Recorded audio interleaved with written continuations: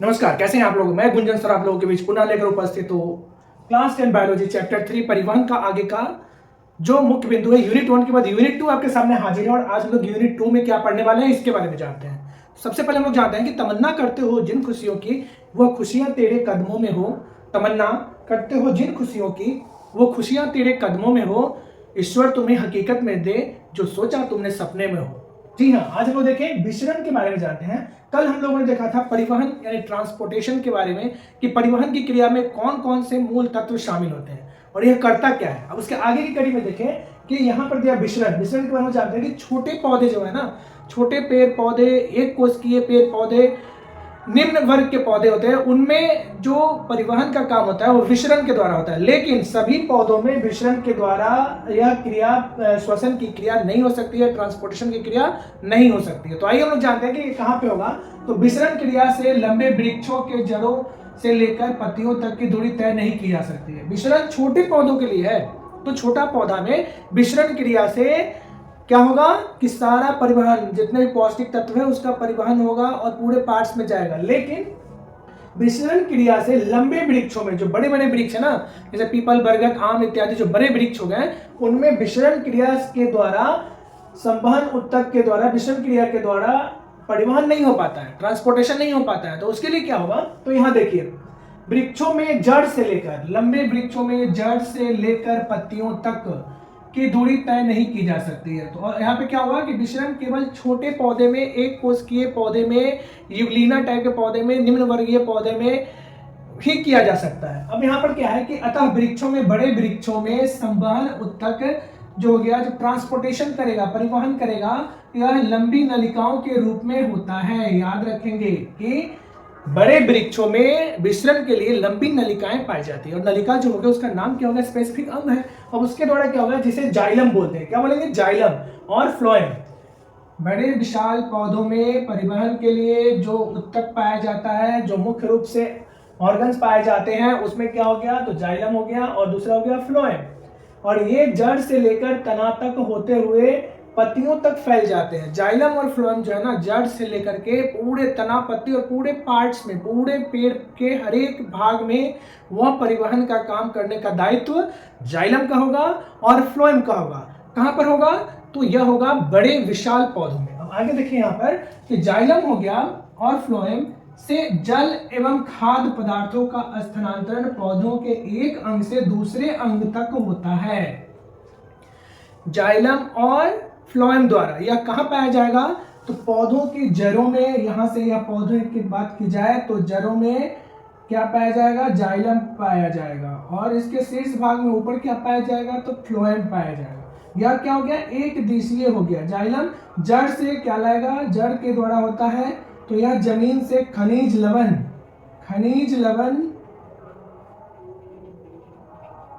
एवं जल का अवशोषण करेगा। जाइलम का यही काम है कि जड़ से खनिज लवण एवं जल का अवशोषण करके ऊपर तक पहुंचाना। और इसके बाद यह एक दिशीय हो गया। ऑब्जेक्टिव बहुत इंपॉर्टेंट है और आता है प्रश्न, यह एक दिशीय जड़ की तरफ जा रहा है और ऊपर का जो फ्लोएम हो जाएगा वह दो दिशीय होगा, two way communication, two way transportation. यह क्या करेगा, दो दिशीय, पत्तियों में भी जा रहा है, शीर्ष भाग में भी जा रहा है और इस तरह से पूरे part of the plant tree, पूरे पौधे में जहां भी इसका पत्तियों से लेकर के सभी भाग में, तना में होते हुए यह सभी जगह किसका स्थानांतरण करेगा। याद रखेंगे बच्चों, बहुत इंपॉर्टेंट है, बहुत ही मजेदार है और समझेंगे इसको आसानी से कि जाइलम और फ्लोएम में, जाइलम जड़ में पाया गया, इसका काम क्या है, तो जड़ से खनिज लवण और जल का अवशोषण करना इसका काम है। ऑलराइट, अब यहाँ पर देखिए इसका दूसरा हम लोग क्या समझे कि खाद्य पदार्थों का ट्रांसपोर्टेशन। खाद्य पदार्थों का मतलब क्या, कि पत्तियों में क्या पाया जाएगा, क्लोरोफिल, और क्लोरोफिल से क्या होता है, प्रकाश संश्लेषण क्रिया। और प्रकाश संश्लेषण से क्या बनेगा, पत्तियां, पेड़ पौधा अपने लिए भोजन बनाएगा और भोजन के रूप में क्या बनाएगा, ग्लूकोज बनाएगा। ग्लूकोज का रासायनिक सूत्र क्या है, C6H12O6।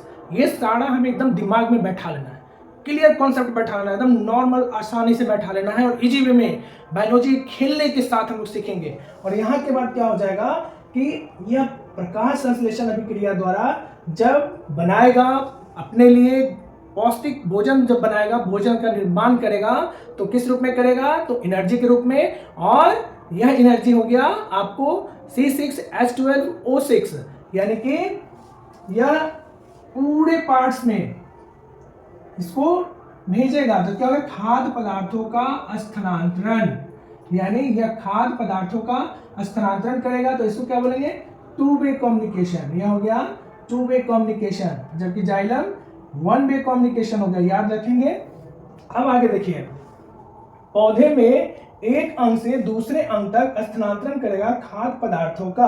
कौन करेगा, फ्लोएम। और जाइलम खनिज लवण को लाएगा, अतः इसे संवहन बंडल कहते हैं। यानी बड़े पौधों में जाइलम और फ्लोएम मिलकर के संवहन बंडल कहलाएगा, और यह सभी पदार्थों का ट्रांसपोर्टेशन करेगा, परिवहन करेगा।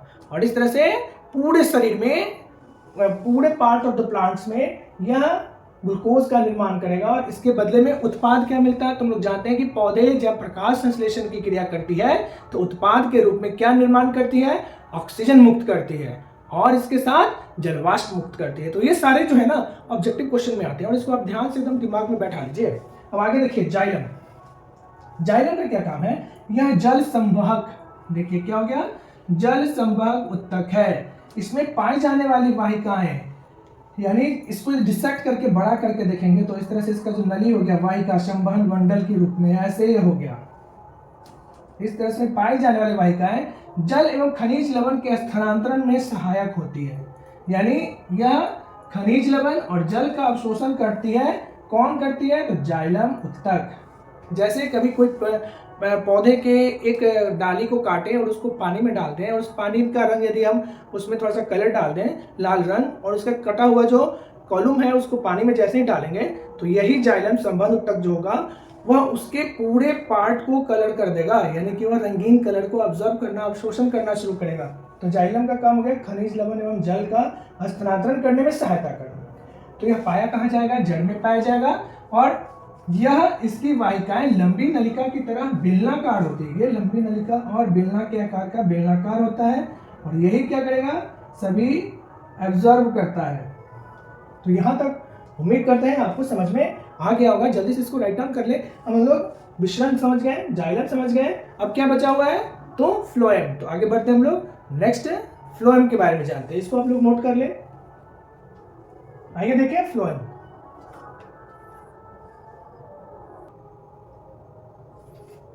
अब देखिए यहाँ पर कि फ्लोएम का क्या काम होता है, फ्लोएम क्या करता है, और पौधा में इसका मेन फंक्शन क्या होता है, इसके बारे में जानते हैं। तो फ्लोएम जो हो गया ना, एक संवहन बंडल का दूसरा जटिल उत्तक है। जाइलम के बारे में जाने कि वो जड़ों में पाया जाएगा।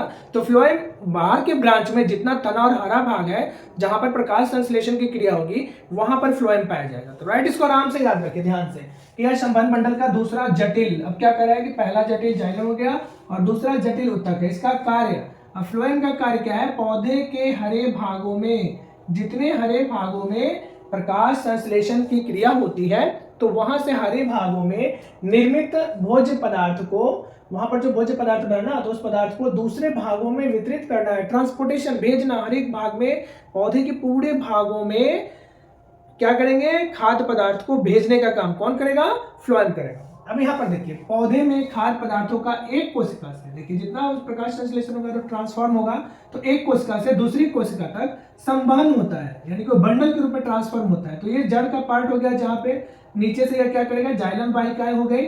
अतः पौधे में जो भोजन होता है वह सुक्रोज के रूप में खाद्य पदार्थों का स्थानांतरण होता है। यह इंपॉर्टेंट है, इसको आप याद रखेंगे,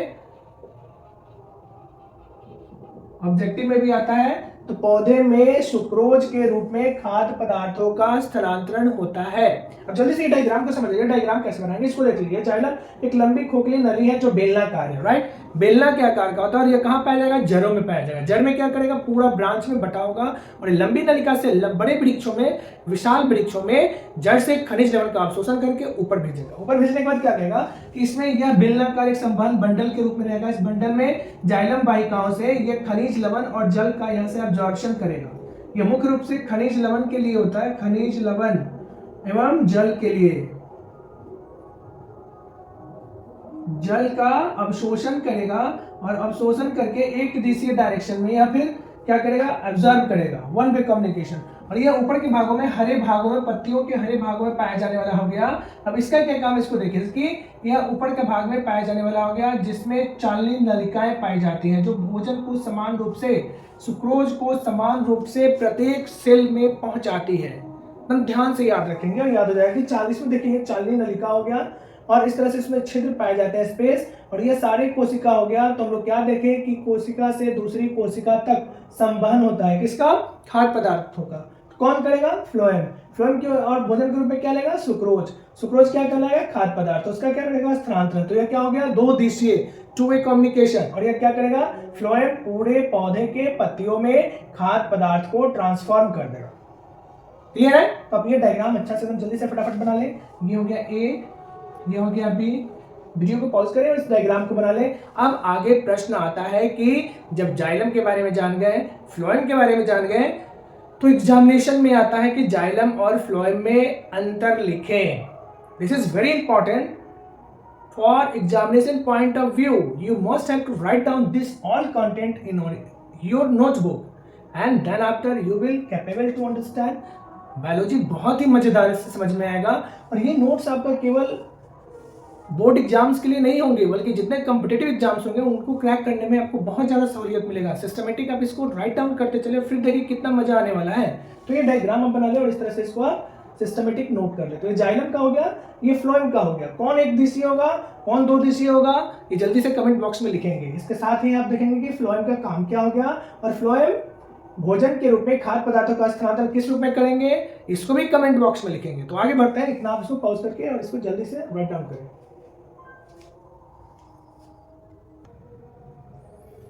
अब यदि जाइलम और फ्लोएम में अंतर की बात की जाए तो ये बहुत ही इंपॉर्टेंट है, एग्जामिनेशन में आता है कि जाइलम और फ्लोएम में अंतर लिखे। तो इसको हम लोग समझे और जाने क्या अंतर इसमें आता है। तो हम लोग देखें यहाँ पर अंतर जाइलम और फ्लोएम में। तो एक तरफ हम जाइलम लिखेंगे, दूसरी तरफ फ्लोएम लिखेंगे और बीच में एक लंबा सा लाइन खींचेंगे और इसको दोनों में डिफरेंसेस बताएंगे कि जाइलम और फ्लोएम में क्या अंतर है। अंतर लिखने का नया तरीका हो गया जिसमें हम दोनों के बीच में डिफरेंस दिखाएंगे और आमने सामने दिखा देंगे कि जाइलम और फ्लोएम में मुख्य रूप से अंतर क्या है।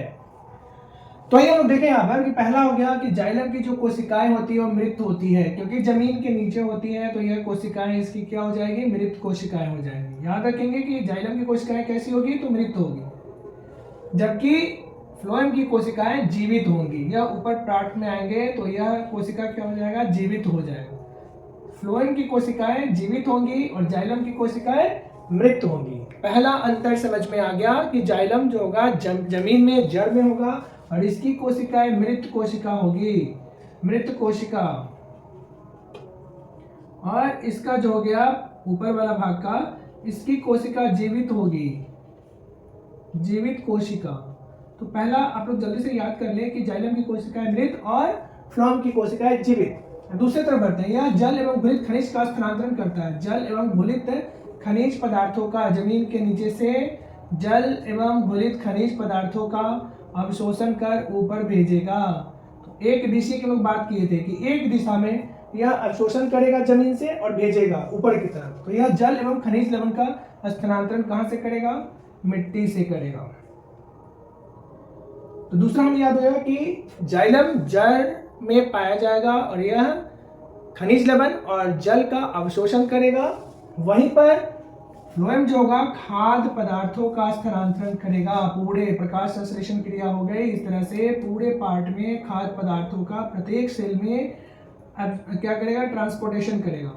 तो हम दूसरा याद कर लें कि यह क्या हो गया कि खाद्य पदार्थों का स्थानांतरण करेगा दोनों तरफ। तो यह क्या हो गया, दो दिशीय। इस तरह से एक हो जाएगा एक दिशीय, लेकिन यह हो जाएगा दो दिशीय। याद रखेंगे, इसलिए हो गया क्या, दो दिशीय। फ्लोएम दो दिशीय स्थानांतरण करेगा। अब क्या कर रहा है कि इसमें जल एवं खनिज लवण का बहाव ऊपर की तरफ चर्चा की है कि इसमें जल एवं खनिज लवण का बहाव एब्जॉर्प्शन करके जमीन से हुआ उसको एब्जॉर्ब करेगा और उसको कहां लेके जाएगा, ऊपर देगा, तना के पार्ट्स को देगा। तो यह इसका बहाव ऊपर की तरफ होगा, जबकि इसमें खाद्य पदार्थों का बहाव ऊपर तथा नीचे दोनों तरफ होगा।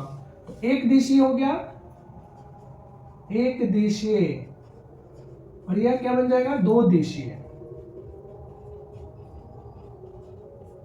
और यह इंपॉर्टेंट अंतर है जाइलम और फ्लोएम में। आप इस पूरे को आराम से उतारे डायग्राम को देखते हुए और समझने का प्रयास कर ले, आसानी से इसको याद कर ले। आज हम लोगों ने जो देखा वह विसरण के बारे में जाना, जाइलम और फ्लोएम के बारे में जाना, उसमें कौन कौन सी क्रियाएं होती हैं, जाइलम का क्या कार्य है, फ्लोएम का क्या कार्य है। इसके साथ ही हम लोग देखे जाइलम और फ्लोएम में क्या अंतर है। अगले वीडियो में हम लोग देखेंगे कि जितने भी पौधे में खाद्य पदार्थों का स्थानांतरण होता है और पौधे में जो क्रियाएं होती है, प्रकाश संश्लेषण क्रिया होती है और इसमें जो बनते हैं जो भी पदार्थ, इसके बारे में हम लोग फिर नेक्स्ट वीडियो में अगले टॉपिक को देखेंगे। आज की वीडियो में इतना ही। अब इसको जल्दी से पूरे को राइट डाउन कर ले और इस तरह से आज हम लोग जाइलम और फ्लोएम के अंतर को समझे। नेक्स्ट वीडियो में लोग आगे देखेंगे। तब तक के लिए हमें दीजिए इजाजत। और हाँ, वीडियो पर यदि आप नए हैं तो वीडियो को लाइक, सब्सक्राइब और शेयर करना ना भूलिए। Wish you all the best, take care, bye bye, जय हिंद, थैंक यू।